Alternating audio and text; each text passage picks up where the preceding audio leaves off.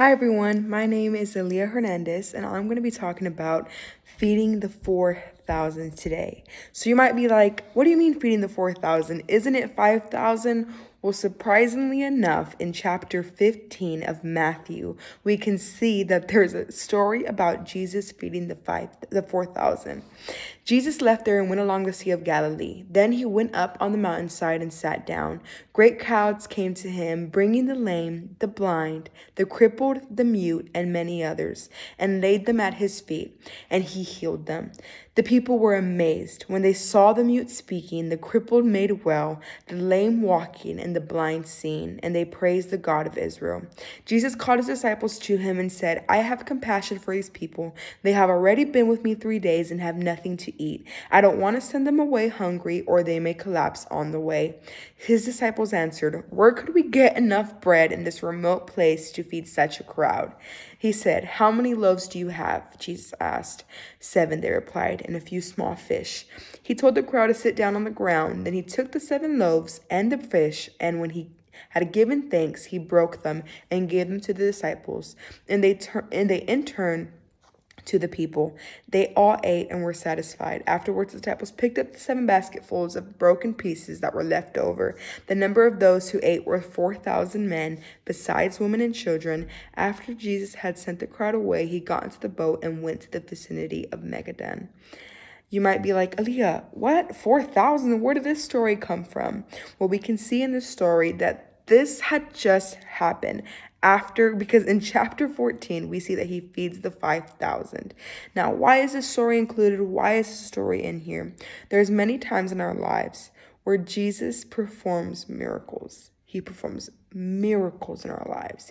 He gives us the job promotion. He gives us, money that we never thought we could have for college. He restores our parents' marriage. He, opens up that door that you've been praying for.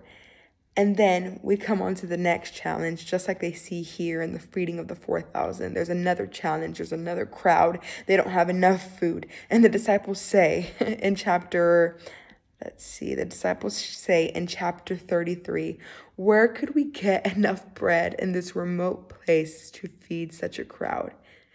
They had just gone through this. Jesus had just performed a miracle for 5,000 people. And here the disciples are asking, where could we get bread in this remote place to feed such a crowd?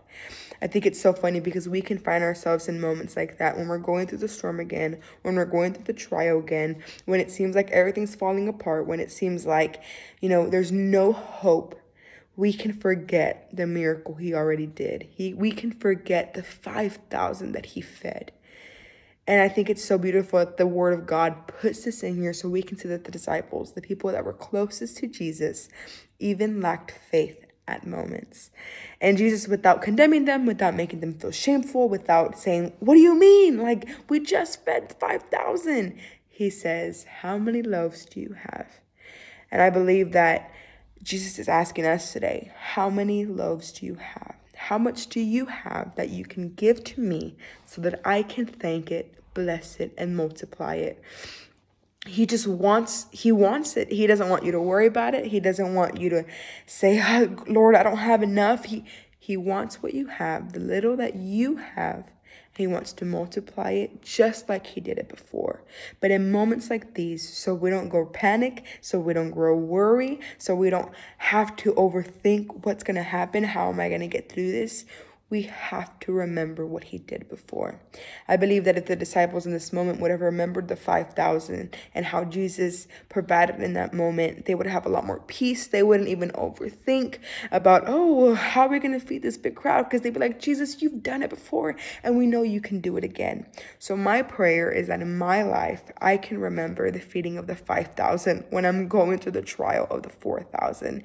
And my prayer for you, whoever's listening to this, Dr. Hannah, I just ask that you remember the feeding of the 4,000 whenever you're in the storm of you remember the feeding of the 5,000 when you're in the storm of the 4,000, because Jesus has done it before and he will do it again. We just have to have faith and cling on to his word and remember what he did for us and the miracle he performed. And that's my homily.